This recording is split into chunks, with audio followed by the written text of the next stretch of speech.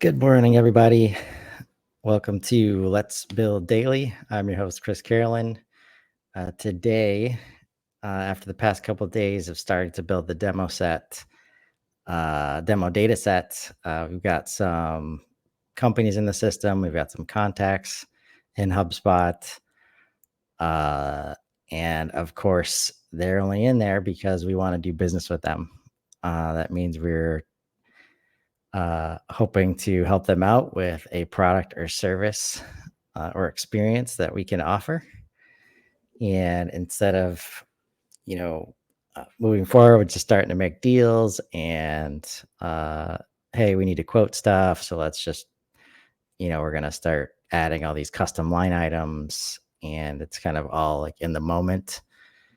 We can take advantage of HubSpot products and really plan not only what we want to sell to customers, to buyers, but also plan how it might connect with any other like post-sale systems, right? Like ERPs or accounting systems, because that's where I think is a little bit newer for the HubSpot ecosystem, is that we're connecting with these systems, and those systems are largely based on these line items based on products, understanding what we're selling, what the margins are, how often we're selling it, all these kind of product, let's say, the stuff of the business, having a clear picture of what's going on there. So let's build some products that we're gonna, sell to these various, people inside of these locations. And so we're in the new navigation here, and it's a couple ways to get to it. Like if you're already on the screen, and a lot of times, especially as you're getting comfortable, I do recommend kind of getting comfortable with the navigation. But this index screen has the drop down to get you to most of the objects you'll have access to. Oftentimes it's more than the things that you can navigate to. For example, products, wasn't always here, and in the screen, it was accessible via the settings area, and you might be used to managing it there. But if we use this navigation and click on products under the commerce section, and I'll just, take a minute to say, like, I really like the way that this new nav is set up. It really speaks to, the key areas of any business, from all the way from marketing through accounting, right? So that's what we mean by, CRM, marketing, content, commerce. So let's click on products here, and let's look at the helpful blurb. Create products to optimize your sales process and get paid faster. Building your product library lets you store the most important product information that can be used repeatedly by your sales team, freeing up more of their time for sending deals, quotes, invoices, and payment links. Exactly. We lose access to this if we're just creating deals and creating line items as we go, right? So if we're going to sell the same thing over and over, we can store that information as a product, and then it's ready to go when we have to quote it or even create a deal the next time. Even when we get to the point where there's just people rebuying, right? That's where payment links and invoices will come in now, orders in the future.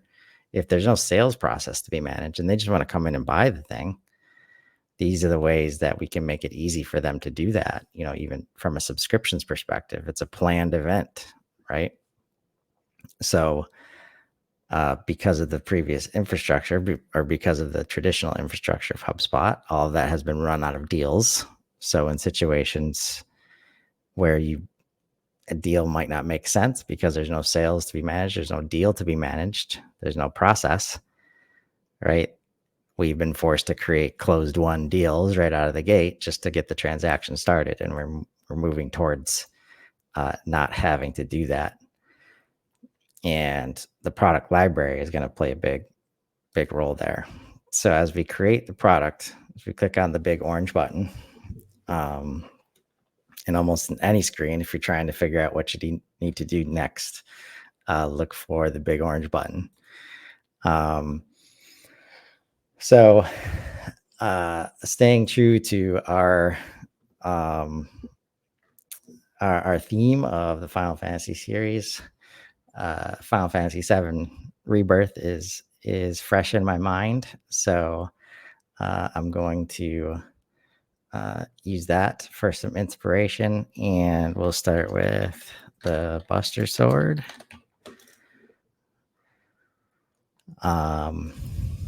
So we'll have a SKU here, and let's say BS.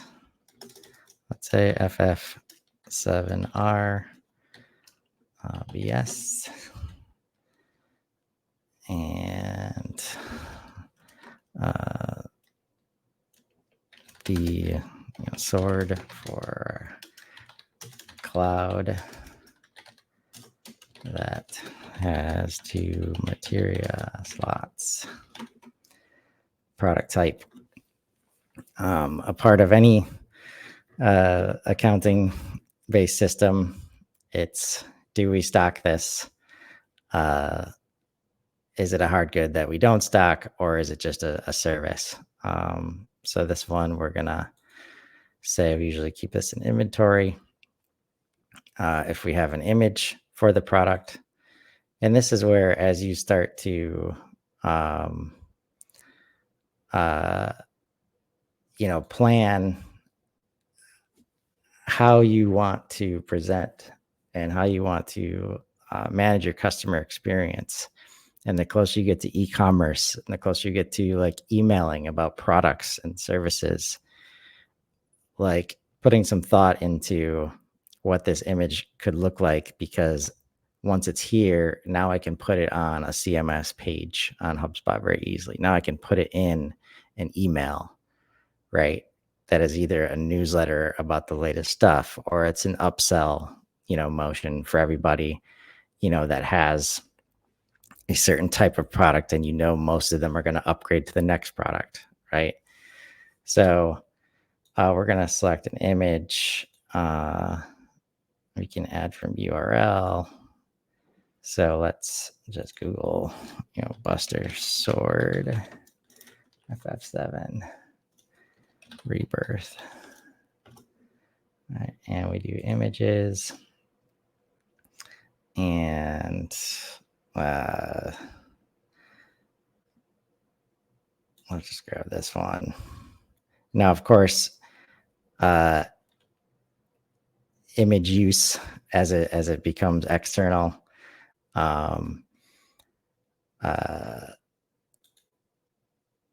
as you just manage the licensing, I just say that, just be aware of that.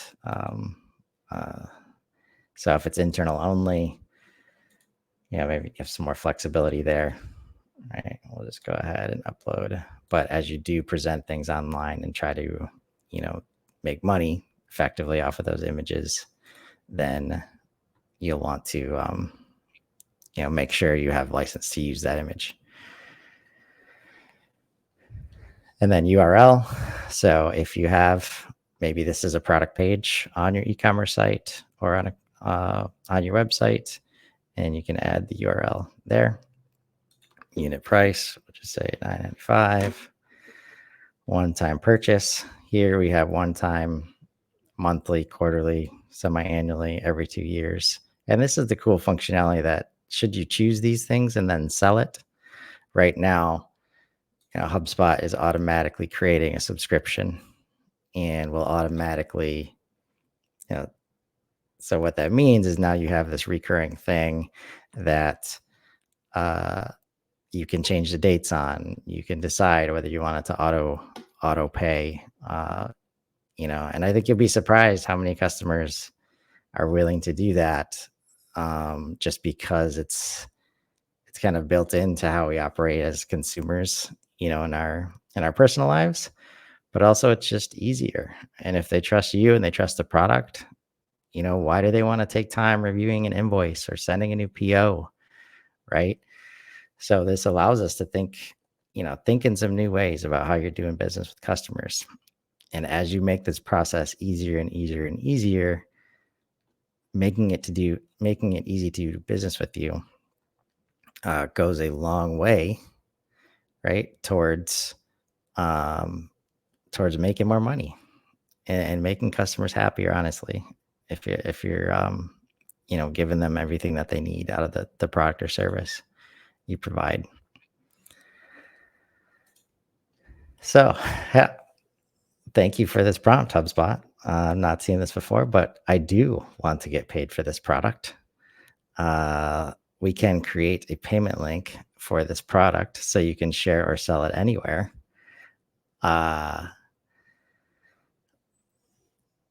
So yeah, we're gonna save that for later. Now it's easy enough. We're just doing it right now because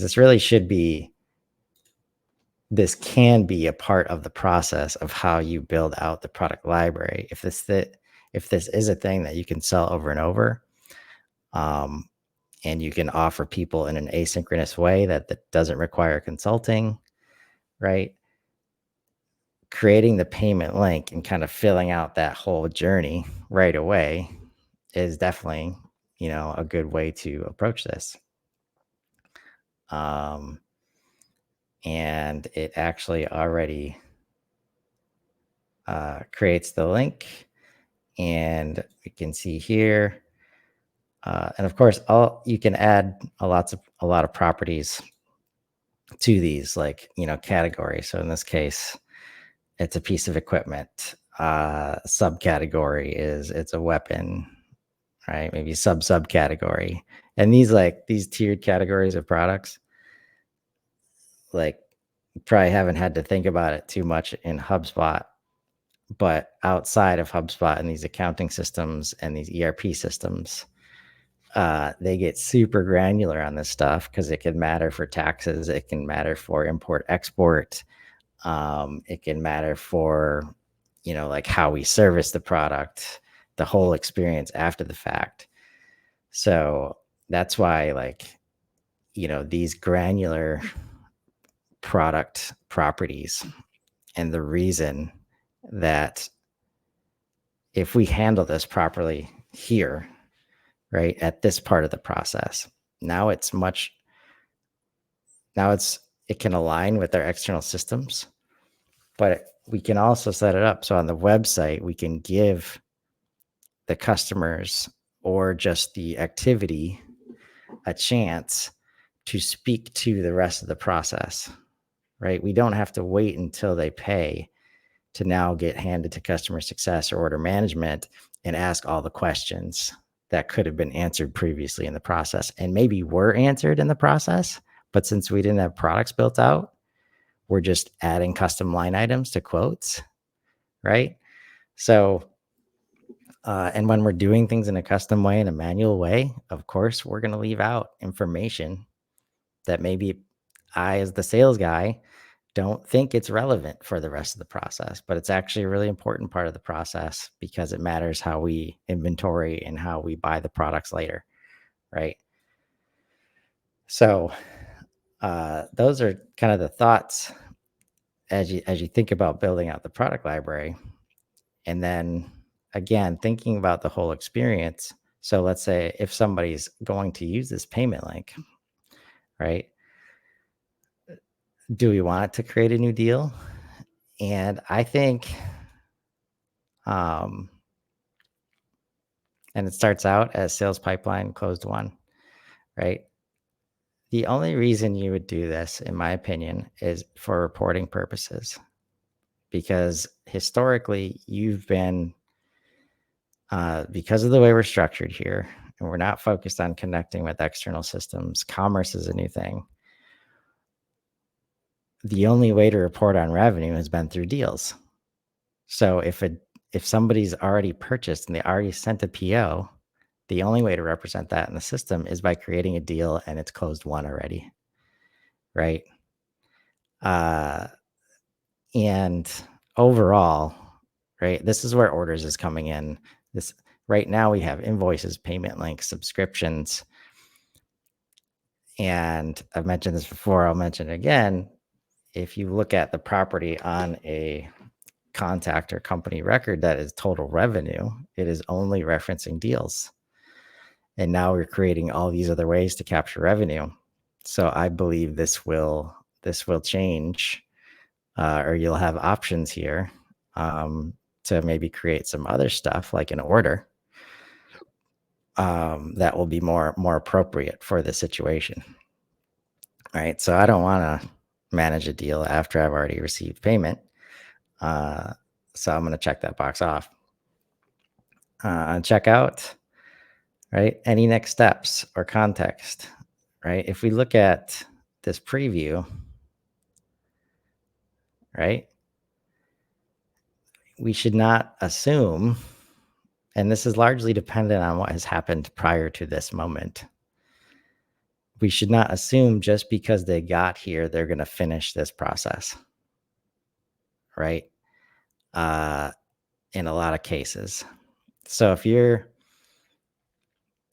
let's say you're a sales guy and you've had a great conversation with an end user, and now they're like, hey, we want to buy the product, but I can't buy it. So can you just give me a link?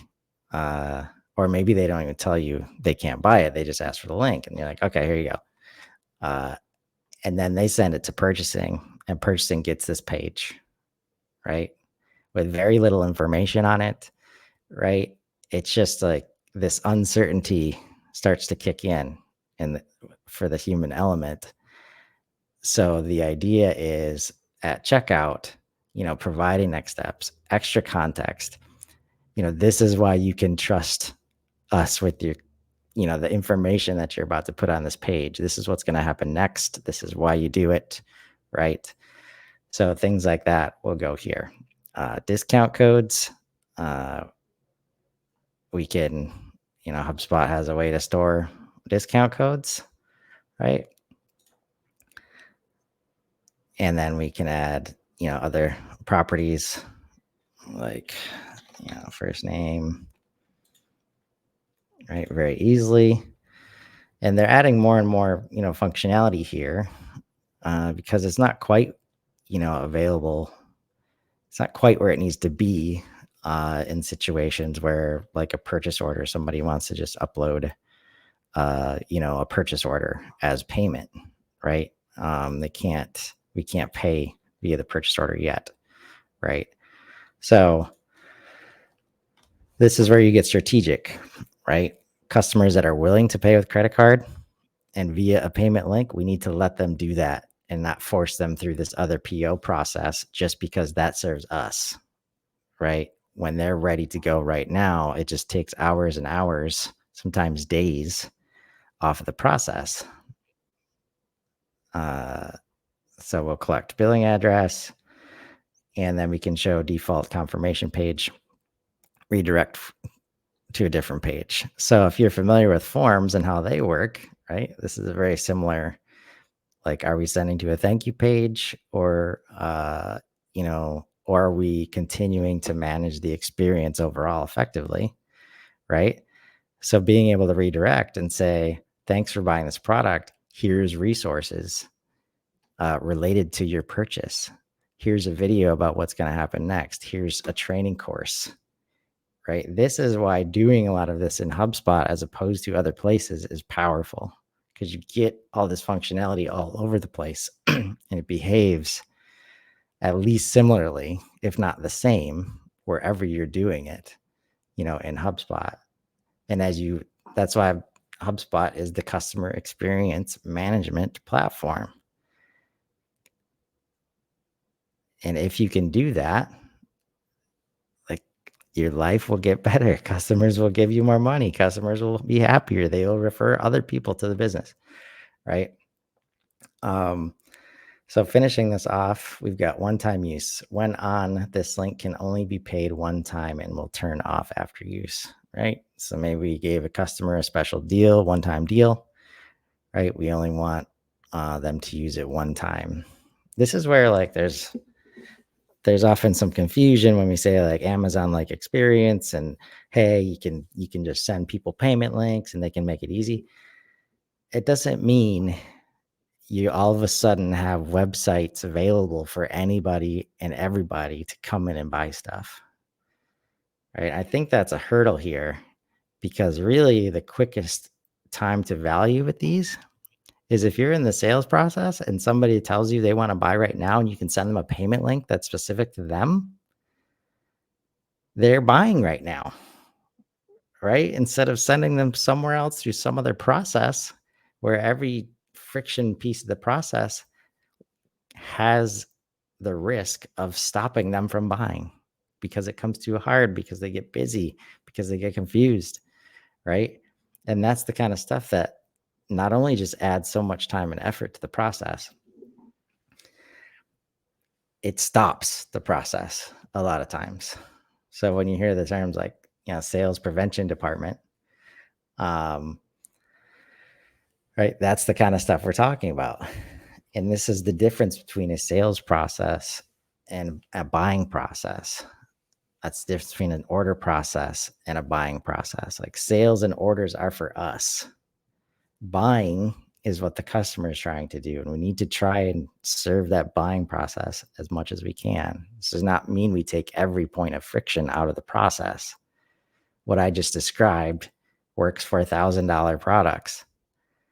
It doesn't necessarily work for $500,000 pieces of capital equipment. So just because we have payment links doesn't mean it applies to everything in the business, right? So we're just being strategic with finding the opportunity of where we can apply this stuff, right? Payment link created. You can run test transactions with this payment link, but you need to enroll in payments to collect payments with it. We will not do that yet. All right. So now, just to kind of finish off this process, we're in payment links now. Okay. So this can happen sometimes in HubSpot where you're doing stuff, you're creating stuff, it makes it easy to move around, but then the screens can look very similar. So often looking in the upper left, in this case, it says payment links. Now I know I want to get back to products. So I will go here. All right. And now we have this product. And again, now we're in a familiar index screen. We can edit columns, right? And look at all the properties. So product type, product description, this is a set of properties to manage just like any other object. So adding drop downs, is what we're, don't see the property you're looking for. Actually, I don't. So which property don't I see? So like an example of a common one in QuickBooks is category, right? So it's going to be in product information, category, or class is another one, right? So we're going to select field type, drop down select, and let's say so we got category and class. So category, we're going to say equipment,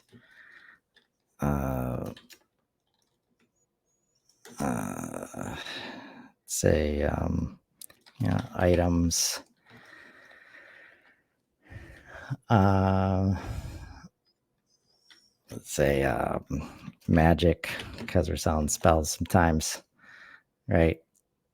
And I'm going to put an other for now. And, other often provides nightmares for admins, because there's nothing worse than getting to the end of the month and seeing 80% of the inputs be other, right? But I'll say and this is again how much we have planned ahead of time to understand what might happen during the buying process, because there's a balance of being strategic and planning it ahead of time, but also depending on how customized your business is, putting the salesperson in a position to act quickly while allowing them to capture all of the information that you're trying to capture without making it burdensome on them. So if you have a cadence, and this is where the maintenance and the admin can play a role of, at the end of the month, end of the week, look at all the others, understand what they are. And if 80% of those others are one thing, now we're adding that option to this dropdown, right? And now they don't have to select other if it's that thing, right?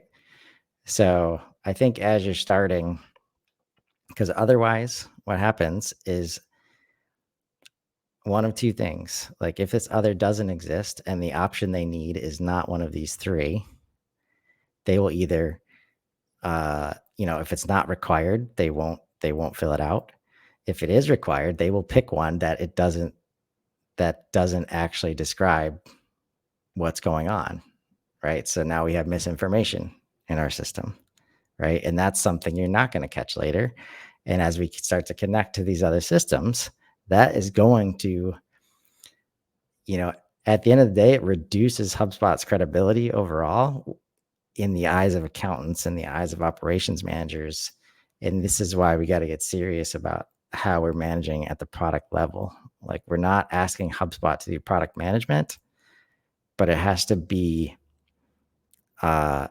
have some of the information so that we can speak clearly and communicate well to the other systems of the business, right? So we're going to click create, and we're going to go back to all products, and we'll hit cancel, go edit, and we want to hit refresh. And I think I can get this in. So now we have category, right? And we want it to be towards the front next to the name. We'll click apply, right? And now that we have it here, I can just click in. It's a piece of equipment, right? The class is going to be, weapon, maybe subclass is sword, right? So we can very quickly in this screen, like again, within the last 2 years, I think this screen is basically can act as a spreadsheet now, right? So now that we can do it with products too, we're running out of excuses not to manage this stuff properly, right? It's very easy to do this. So when people are asking, can I bring that into a spreadsheet? Can I export that into a spreadsheet so then I can manage it in a way that I'm comfortable? The spreadsheet's here, right? This X, as far as data entry and data cleanup goes, there's just so many more things you can do here, and it's just as editable as your spreadsheet. So, hope that was helpful today. Deep dive, not even a deep dive, but there's lots to think about when we're talking about creating products, so that we can sell them to buyers and customers. And I look forward to continue building this out with you. And until next time, find the opportunities in your product offerings and let's grow.